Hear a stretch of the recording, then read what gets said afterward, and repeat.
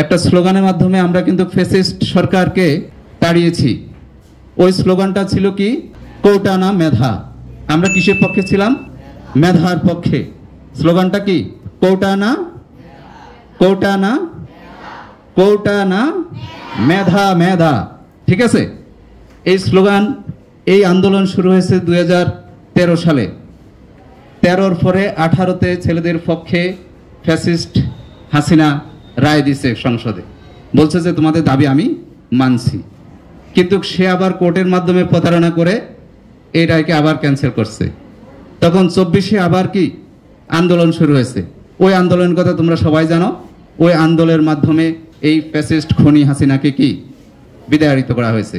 শুধু তাকে না, তার সাথে সংসদের 300 এমপিকে বিতাড়িত করা হয়েছে। কাউকে আর বাসায় পাওয়া যায় নাই, যদিও আমাদের এমপিকে একটু দেরি হয়েছে আমাদের বিতাড়িত করতে।